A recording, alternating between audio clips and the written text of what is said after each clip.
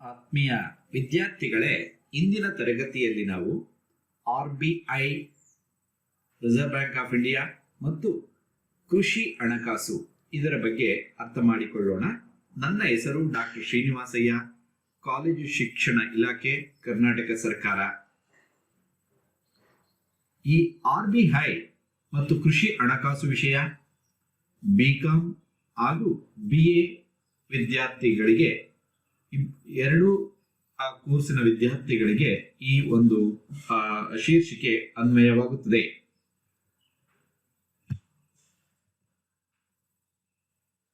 ಕೃಷಿ ನಮ್ಮ ಆರ್ಥಿಕತೆಯ ಒಂದು ಬೆನ್ನೆಲುಬಾಗಿದೆ.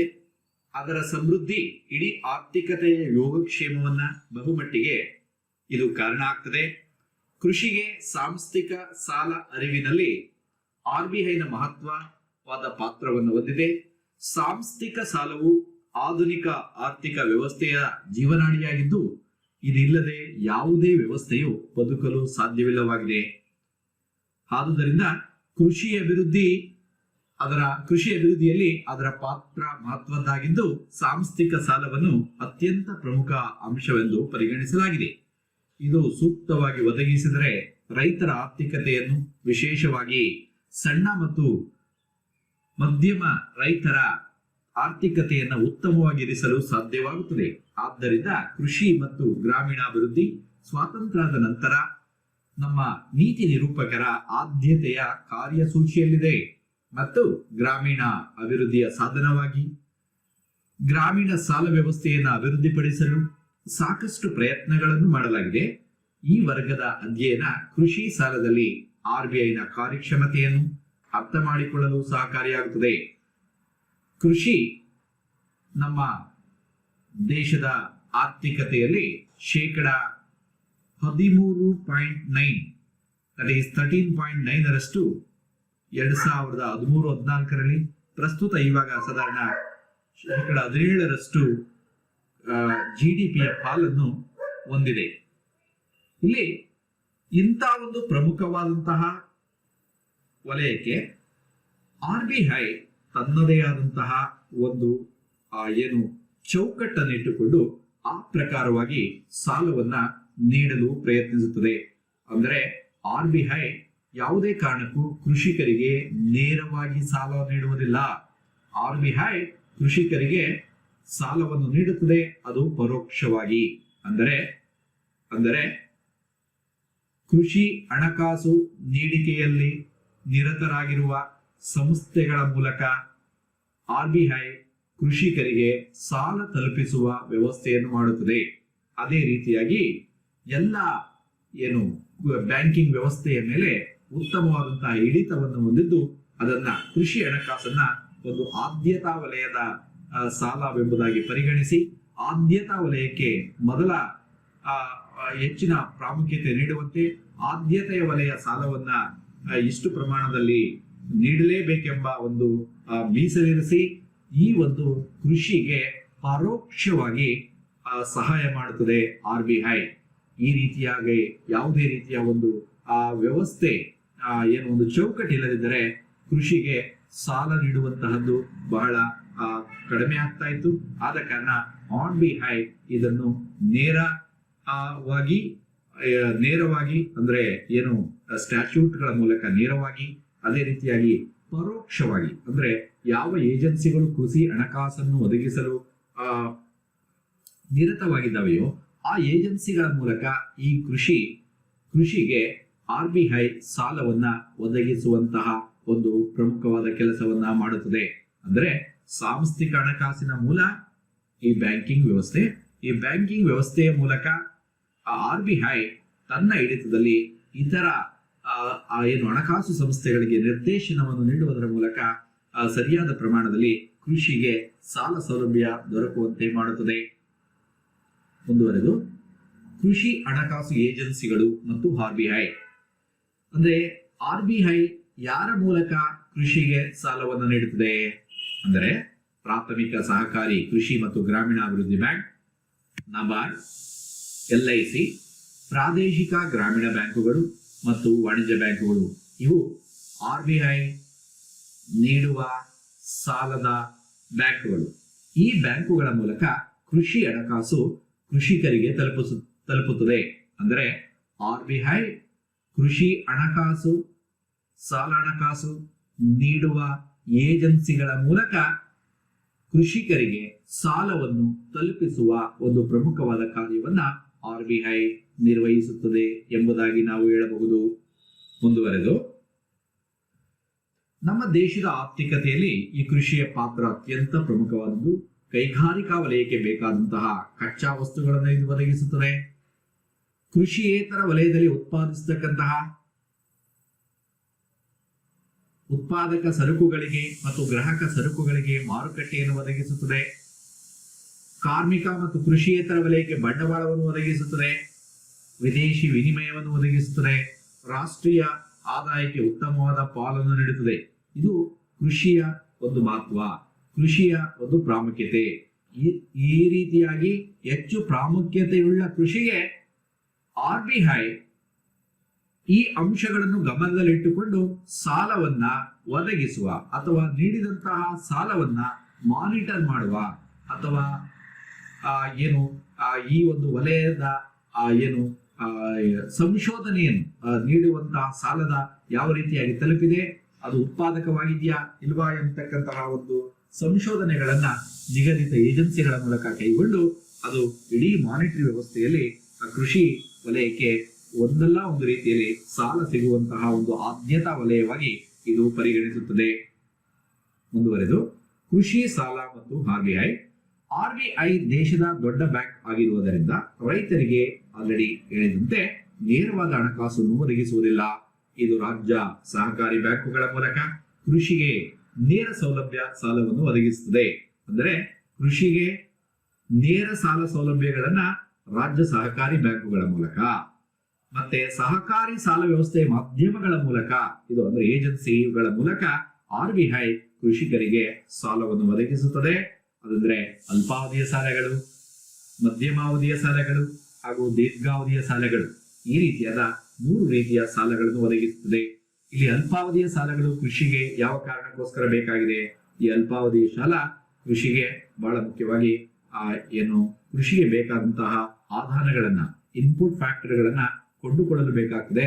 ಅಂದ್ರೆ ಅದಕ್ಕೆ ಬೇಕಾದಂತಹ ಬೀಜ, ಗೊಬ್ಬರ, ಮತ್ತೆ ಭೂಮಿಯನ್ನು ಹದ ಮಾಡುವಂಥದ್ದು, ಟ್ರ್ಯಾಕ್ಟರ್ ಸಾಲ. ಈ ಒಂದು ಅಲ್ಪಾವಧಿಯಲ್ಲಿ ಇದು ಸಾಲವನ್ನ ನೀಡುವಂತಹ ವ್ಯವಸ್ಥೆಯನ್ನು ಮಾಡ್ತದೆ ನೇರವಾಗಿ ಈ ಸಹಕಾರ ಸಾಲ ವ್ಯವಸ್ಥೆಯ ಮೂಲಕ. ಸಾಮಾನ್ಯವಾಗಿ ಈ ಅಲ್ಪಾವಧಿಯ ಸಾಲ 15 ತಿಂಗಳವರೆಗೆ ಇರುತ್ತದೆ. ಮಧ್ಯಮಾವಧಿಯ ಸಾಲ ಇದು ಕೃಷಿ ಮತ್ತೆ ಕೃಷಿಗೆ ಬೇಕಾದಂತ ಇತರ ಆಧಾರಗಳನ್ನ ಇಲ್ಲಿ ಕೊಂಡುಕೊಳ್ಳಲು ಬಳಸಲಾಗುತ್ತದೆ. ಇಲ್ಲಿ ಸಾಮಾನ್ಯವಾಗಿ 15 ತಿಂಗಳಿಂದ 5 ವರ್ಷಗಳ ಅವಧಿಯ ಸಾಲವು ಮಧ್ಯಮಾವಧಿಯ ಸಾಲವಾಗಿರುತ್ತದೆ. ದೀರ್ಘಾವಧಿ ಸಾಲ 5 ವರ್ಷಗಳಿಗೂ ಮಿಕ್ಕಿ, ಅಂದ್ರೆ 5 ವರ್ಷಗಳ ನಂತರ ಹೆಚ್ಚು ಕಾಲವನ್ನ ಕೃಷಿ ಸಾಲಕ್ಕೆ ನೀಡುವಂತಹ ವ್ಯವಸ್ಥೆಯಾಗಿರುತ್ತದೆ. ಇಲ್ಲಿ ಈ ದೀರ್ಘಾವಧಿಯ ಸಾಲದಲ್ಲಿ ಕೃಷಿಗೆ ಸಾಮಾನ್ಯವಾಗಿ ಭೂಮಿಯನ್ನು ಕೊಂಡುಕೊಳ್ಳಲು ಮತ್ತೆ ಭೂಮಿಯ ಮೇಲೆ ಒಂದು ಪರ್ಮನೆಂಟ್ ಚೇಂಜಸ್ ಅನ್ನ ಮಾಡಲು, ಲ್ಯಾಂಡ್ ಲೆವೆಲ್ ಅನ್ನ ಮಾಡಲು, ಮತ್ತೆ ಬೋರ್ವೆಲ್ಗಳನ್ನ ನೀರಾವರಿ ವ್ಯವಸ್ಥೆಯನ್ನು ಕಲ್ಪಿಸಿಕೊಳ್ಳಲು ಈ ರೀತಿಯಾದ ವ್ಯವಸ್ಥೆಯನ್ನ ಈ ವ್ಯವಸ್ಥೆಗಾಗಿ ಕೃಷಿ ಸಾಲವನ್ನ ದೀರ್ಘಾವಧಿಯ ಮೂಲಕ ಇದು ಒದಗಿಸುತ್ತದೆ, ಸಹಕಾರ ಸಾಲ ವ್ಯವಸ್ಥೆಗಳ ಮೂಲಕ ಎಂಬುದಾಗಿ ನಾವು ಅರ್ಥ ಮಾಡಿಕೊಳ್ಬಹುದು. ಕೃಷಿ ಸಾಲ ವ್ಯವಸ್ಥೆ ಕೃಷಿ ಕ್ಷೇತ್ರಕ್ಕೆ ಅಲ್ಪ ಮಧ್ಯಮಾವಧಿ ಸಾಲವನ್ನ ರಾಜ್ಯ ಸಹಕಾರಿ ಬ್ಯಾಂಕುಗಳ ಮೂಲಕ ಲಭ್ಯವಾಗುವಂತೆ ಮಾಡುತ್ತದೆ.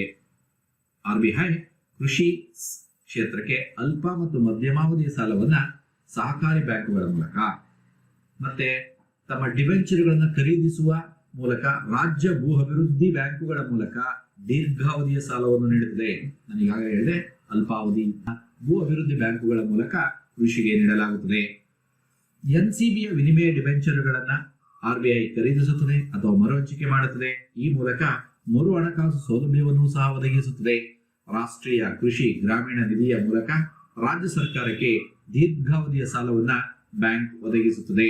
ಅದೇ ರೀತಿಯಾಗಿ RBI ಗ್ರಾಮೀಣ ಹಣಕಾಸು ಸಂಬಂಧಿಸಿದ ಸಂಶೋಧನಾ ತನಿಖಾ ಮತ್ತು ಸಮೀಕ್ಷೆಗಳನ್ನು ಸಹ ಕೈಗೊಳ್ಳುತ್ತದೆ. RBI ಈ ರೀತಿಯಾಗಿ ಒಂದು ತನಿಖಾ ಸಂಶೋಧನೆ ಏನು ಇನ್ವೆಸ್ಟಿಗೇಷನ್ ರಿಸರ್ಚ್ ಮತ್ತು ಇನ್ನೋವೇಷನ್ ಮಾಡುವುದರಿಂದ ಕೃಷಿಯಲ್ಲಿರ್ತಕ್ಕಂಥ ಸಮಸ್ಯೆಗಳನ್ನು ಸಹ ಅರ್ಥ ಮಾಡಿಕೊಳ್ಳಬಹುದು. ಪರಿಣಾಮವಾಗಿ ಕೃಷಿ ಹಣಕಾಸಿನ ಬಗ್ಗೆ ಒಂದು ಉತ್ತಮವಾದಂತಹ ಸಲಹೆಯನ್ನ ಇದು ನೀಡುತ್ತದೆ. ಗ್ರಾಮೀಣ ಹಣಕಾಸು ವಿಷಯಗಳಿಗೆ ಸಂಬಂಧಿಸಿದಂತೆ ಬ್ಯಾಂಕ್, ಕೇಂದ್ರ ಬ್ಯಾಂಕು, ರಾಜ್ಯ ಸರ್ಕಾರ, ರಾಜ್ಯ ಸಹಕಾರಿ ಬ್ಯಾಂಕುಗಳು ಬಹುಮಟ್ಟ ಅಮೂಲ್ಯವಾದ ಸಲಹೆಯನ್ನ ಇದು ನೀಡುತ್ತದೆ. ಇದು ಕೇಂದ್ರ ಬ್ಯಾಂಕು, ಕೇಂದ್ರ ಸರ್ಕಾರ, ರಾಜ್ಯ ಸರ್ಕಾರಗಳಿಗೆ ಮತ್ತು ರಾಜ್ಯ ಸಹಕಾರಿ ಬ್ಯಾಂಕುಗಳಿಗೆ ಇದು ಏನು ಒಂದು ಸಲಹೆಯನ್ನು ನೀಡುತ್ತದೆ ಕೃಷಿ ಅಭಿವೃದ್ಧಿಯಲ್ಲಿ. ಈ ರೀತಿಯಾಗಿ ಒಂದು ಸಾಲ ವ್ಯವಸ್ಥೆಯನ್ನ ಏನು RBI ಪರೋಕ್ಷವಾಗಿ ಕೃಷಿ ವಲಯಕ್ಕೆ ನಿರ್ವಹಿಸುತ್ತದೆ ಎಂಬುದಾಗಿ ನಾವು ಅರ್ಥ ಮಾಡಿಕೊಳ್ಳಬಹುದು. ಮುಂದುವರೆದು, ಸಮಗ್ರ ಸಾಲ ಯೋಜನೆಯಲ್ಲಿ ಸಹಕಾರಿ ಸಾಲ ಸಂಸ್ಥೆಯನ್ನು ನಿರ್ಮಿಸುವಲ್ಲಿ RBI ಮಹತ್ವದ ಪಾತ್ರವನ್ನು ವಹಿಸಲಾಗಿದೆ. RBIನ ಪಾತ್ರವು ಸಾಂಪ್ರದಾಯಿಕ ಕೇಂದ್ರೀಯ ಬ್ಯಾಂಕ್ ಮಾತ್ರವಲ್ಲ, ಆದರೆ ಇದು ಕ್ರಿಯಾಶೀಲ ಸಂಸ್ಥೆಯಾಗಿದ್ದು ಸಹಕಾರಿ ವ್ಯವಸ್ಥೆಯನ್ನು ಗ್ರಾಮೀಣ ಸಾಲದ ದೊಡ್ಡ ಪಾಲನ್ನು ಒದಗಿಸಲು ಅನುವು ಮಾಡಿಕೊಡುತ್ತದೆ. ಕೃಷಿ ಉತ್ಪಾದನೆಯನ್ನು ಹೆಚ್ಚಿಸಲು ವಿಶೇಷ ಕಾರ್ಯಕ್ರಮಗಳನ್ನು ಅಳವಡಿಸಿಕೊಳ್ಳುವುದು ಮತ್ತು ಹೆಚ್ಚಾಗಿ ರಸಗೊಬ್ಬರಗಳು, ನೀರು, ಉತ್ತಮ ಬೀಜಗಳು, ಯಂತ್ರಶಕ್ತಿಯ ತೀವ್ರ ಬಳಕೆಯ ಆಧಾರದ ಮೇಲೆ ಹಸಿರು ಕ್ರಾಂತಿಯ ಹರಡುವಿಕೆ RBIನ ಜವಾಬ್ದಾರಿಗಳನ್ನು ಮತ್ತಷ್ಟು ಹೆಚ್ಚಿಸಿದೆ. ಅದೇ ರೀತಿಯಾಗಿ ಸಹಕಾರಿ ಆಂದೋಲನಕ್ಕೆ ಸಂಬಂಧಿಸಿದ RBI ಕಾರ್ಯಗಳನ್ನು ನಬಾರ್ಡ್ ವಹಿಸಿಕೊಂಡಿದೆ. ಇದಲ್ಲದೆ RBI ಇನ್ನು NCB ಮೂಲಕ ಸಾಲ ಮುಂಗಡವನ್ನು ಸಹ ನೀಡುತ್ತದೆ. ಸೊ ಇಲ್ಲಿ ಇಷ್ಟೇ ನಾವು ಅರ್ಥ ಮಾಡಿಕೊಳ್ಳಬೇಕಾಗಿರುವಂತಹ ವಿಷಯ. RBI ಕೃಷಿಗೆ ನೇರವಾಗಿ ಸಾಲ ನೀಡುವುದಿಲ್ಲ, ಪರೋಕ್ಷವಾಗಿ ಸಾಲ ನೀಡುತ್ತದೆ. ಇದು ಕೃಷಿಗೆ ಸಾಲ ನೀಡುವ ಏನು ಏಜೆನ್ಸಿಗಳ ಮೂಲಕ RBI ಕೃಷಿ ಸಾಲವನ್ನ ಪ್ರೋತ್ಸಾಹಿಸುತ್ತದೆ, ಅಂದ್ರೆ ಪರೋಕ್ಷವಾಗಿ ಕೃಷಿಗೆ ಸಾಲವನ್ನು ನೀಡುತ್ತದೆ ಎಂಬುದಾಗಿ ಅರ್ಥ ಮಾಡಿಕೊಳ್ಬಹುದು. 1982ರಲ್ಲಿ ಸ್ಥಾಪಿಸಲಾಯಿತು. ಸಹಕಾರಿ ಬ್ಯಾಂಕುಗಳು ಮತ್ತು RBIನ ಮರು ಹಣಕಾಸು ಮತ್ತು ಅಭಿವೃದ್ಧಿ ಶಾಸನಬದ್ಧ ಪರಿಶೀಲನೆಯನ್ನು RBIನಿಂದ ವಹಿಸಿಕೊಂಡಿದೆ. ಗ್ರಾಮೀಣ ಪ್ರದೇಶದ ಕೃಷಿ ಮತ್ತು ಇತರ ಸಂಬಂಧಿತ ಆರ್ಥಿಕ ಚಟುವಟಿಕೆಗಳಿಗೆ ಸಂಬಂಧಿಸಿದ ಉತ್ಪಾದನೆ, ಮಾರುಕಟ್ಟೆ, ಹೂಡಿಕೆಗಳಿಗೆ ಸಂಬಂಧಿಸಿದಂತೆ ಹಣಕಾಸು ಒದಗಿಸಲು ರಾಜ್ಯ ಸಹಕಾರಿ ಬ್ಯಾಂಕುಗಳು, ಭೂ ಅಭಿವೃದ್ಧಿ ಬ್ಯಾಂಕುಗಳು, RRBಗಳು, ಇತರೆ ಅನುಮೋದಿತ ಹಣಕಾಸು ಸಂಸ್ಥೆಗಳಿಗೆ ಮರು ಹಣಕಾಸು ಮತ್ತು ಸಾಲ ಮುಂಗಡಗಳ ಮೂಲಕ ಗ್ರಾಮೀಣ ಸಾಲವನ್ನ ನಬಾರ್ಡ್ ನೀಡುತ್ತದೆ. ಸಹಜವಾಗಿ ಈ ನಬಾರ್ಡ್ ಸಹ ಕೇಂದ್ರ ಬ್ಯಾಂಕಿನಿಂದ ಸಾಲವನ್ನು ಪಡೆಯುತ್ತದೆ. ಆದುದರಿಂದ ನಬಾರ್ಡ್ ಮೂಲಕ RBI ಕೃಷಿಕರಿಗೆ ಹಾಗೂ ಗ್ರಾಮೀಣ ಅಭಿವೃದ್ಧಿಗಳಿಗೆ ಸಾಲವನ್ನು ನೀಡುವುದರ ಮೂಲಕ ಪರೋಕ್ಷವಾಗಿ ಕೃಷಿ ಸಾಲಕ್ಕೆ ಇದು ಪ್ರೋತ್ಸಾಹ ನೀಡುತ್ತದೆ ಅಂತ ನಾವು ಅರ್ಥ ಮಾಡಿಕೊಳ್ಳಬಹುದು. RBI ಮತ್ತು ದೀರ್ಘಾವಧಿಯ ಸಾಲ. ದೀರ್ಘಾವಧಿಯ ಸಾಲಗಳು ಭೂಮಿಯನ್ನು ಖರೀದಿಸಲು ಮತ್ತು ಭೂಮಿಯ ವ್ಯವಸ್ಥೆಯನ್ನು ಸುಧಾರಿಸಲು, ಹಳೆಯ ಸಾಲಗಳನ್ನು ಮರುಪಾವತಿಸಲು, ರೈತರ ದೀರ್ಘಕಾಲೀನ ಹಣಕಾಸಿನ ಅಗತ್ಯಗಳನ್ನು ಪೂರೈಸಲು ಭೂ ಅಭಿವೃದ್ಧಿ ಬ್ಯಾಂಕುಗಳನ್ನು ರಚಿಸಲಾಯಿತು. LDBಗಳು ರೈತರ ವಜಾ ಮಾಡಿದ ಸಾಲದ ಅಡಮಾನ ಇಡುತ್ತವೆ ಮತ್ತು ಅಡಮಾನ ಮೌಲ್ಯದ 50% ಸಾಲವನ್ನು ನೀಡುತ್ತವೆ. ಅಂದ್ರೆ ಭೂ ಅಭಿವೃದ್ಧಿ ಬ್ಯಾಂಕುಗಳ ಮೂಲಕ RBI ದೀರ್ಘಾವಧಿಯ ಸಾಲವನ್ನ ಕೃಷಿಕರಿಗೆ ನೀಡುತ್ತದೆ ಎಂಬುದಾಗಿ ನಾವು ಅರ್ಥ ಮಾಡಿಕೊಳ್ಳಬಹುದು. ಈ ಭೂ ಅಭಿವೃದ್ಧಿ ಬ್ಯಾಂಕುಗಳು 2 ಹಂತಗಳಲ್ಲಿ ಕಾರ್ಯನಿರ್ವಹಿಸುತ್ತವೆ. ಒಂದು ಮೂಲ ಸಹಕಾರಿ ಕೃಷಿ ಮತ್ತು ಗ್ರಾಮೀಣಾಭಿವೃದ್ಧಿ ಬ್ಯಾಂಕ್. ಮೂಲ ಸಹಕಾರಿ ಮತ್ತು ಗ್ರಾಮೀಣಾಭಿವೃದ್ಧಿ ಬ್ಯಾಂಕ್ ಅವು ಮೂಲ ಮಟ್ಟದಲ್ಲಿ ಅಂದ್ರೆ ಪ್ರೈಮರಿ ಲೆವೆಲ್ ಇರ್ತದೆ, ಅದು ರೂಟ್ ಲೆವೆಲ್ ಅಲ್ಲಿ ಇರ್ತದೆ. ರಾಜ್ಯ ಮಟ್ಟದಲ್ಲಿ ರಾಜ್ಯ ಸಹಕಾರಿ ಕೃಷಿ ಮತ್ತು ಗ್ರಾಮೀಣಾಭಿವೃದ್ಧಿ ಬ್ಯಾಂಕ್. ಈ ರೀತಿಯಾಗಿ ಈ ಭೂ ಅಭಿವೃದ್ಧಿ ಬ್ಯಾಂಕುಗಳು ದೀರ್ಘಾವಧಿಯ ಸಾಲವನ್ನ ಒದಗಿಸುವ ಕೆಲಸವನ್ನು ಮಾಡ್ತವೆ. ಇದಕ್ಕೆ ಮುಖ್ಯವಾಗಿ RBI ಭೂ ಅಭಿವೃದ್ಧಿ ಬ್ಯಾಂಕುಗಳಿಗೆ ಸಾಲವನ್ನು ನೀಡುತ್ತದೆ. ಈ ಒಂದು ಅಂಶಗಳ ಹಿನ್ನೆಲೆಯಲ್ಲಿ ನಾವು ಈ RBI ಕೃಷಿ ಕ್ಷೇತ್ರಕ್ಕೆ ನೀಡತಕ್ಕಂತಹ ಹಣಕಾಸು ವ್ಯವಸ್ಥೆಯನ್ನ ನಾವು ಈ ರೀತಿಯಾಗಿ ಅರ್ಥ ಮಾಡಿಕೊಳ್ಳುವುದು. ಇದೊಂದು ವಿಶಿಷ್ಟವಾದ ಪಾತ್ರವನ್ನು ವಹಿಸುತ್ತದೆ ಅಂತ ಹೇಳ್ಬೋದು. ಇದು ಸಹಕಾರ ಸಾಲ ರಚನೆಯನ್ನು ಬಲಪಡಿಸುತ್ತದೆ. ಅದೇ ರೀತಿಯಾಗಿ ದುರ್ಬಲ ಸಹಕಾರಿ ಪುನರ್ವಸತಿಗೆ ಇದು ಕ್ರಮಗಳನ್ನು ಕೈಗೊಳ್ಳುತ್ತದೆ. ಇದರಿಂದ RBI ನೀತಿಗಳು, ಕಾರ್ಯಗಳು ಒಟ್ಟಾರೆಯಾದ ಅಧ್ಯಯನದ ಅವಧಿಯಲ್ಲಿ ಕೃಷಿ ಹಣಕಾಸು ಸೂಕ್ತ ಅಭಿವೃದ್ಧಿಯಲ್ಲಿ ಪ್ರಾಯೋಗಿಕವಾಗಿ ಹಾಗೂ ತರ್ಕಬದ್ಧವಾಗಿ ಉಳಿದಿದೆ. ಸಾಂಸ್ಥಿಕ ಸಾಲ ರಚನೆಯ ವ್ಯವಸ್ಥೆಯನ್ನು ಇನ್ನೂ ಕೂಡ ಭದ್ರವಾಗುವಂತೆ RBI ಕೃಷಿ ಕ್ಷೇತ್ರಕ್ಕೆ ಪರೋಕ್ಷವಾಗಿ ಸಾಲವನ್ನು ನೀಡುತ್ತದೆ ಎಂಬುದಾಗಿ ನಾವು ಅರ್ಥ ಮಾಡಿಕೊಳ್ಳಬಹುದು. ಇಷ್ಟನ್ನು ಕೇಳಿದ್ದಕ್ಕೆ ತಮಗೆಲ್ಲರೂ ಕೂಡ ಧನ್ಯವಾದಗಳು. ಎಲ್ಲರೂ ಕೂಡ ಈ ಚಾನೆಲ್ನ ಸಬ್ಸ್ಕ್ರೈಬ್ ಮಾಡಿ ಇನ್ನೂ ಹೆಚ್ಚು ಹೆಚ್ಚು ಕಲಿಯಿರಿ ಅಂತ ಹೇಳುತ್ತಾ ಎಲ್ಲ ವಿದ್ಯಾರ್ಥಿಗಳಿಗೆ ನಾನು ಇಂದಿನ ಧನ್ಯವಾದಗಳನ್ನು ಹೇಳುತ್ತೇನೆ.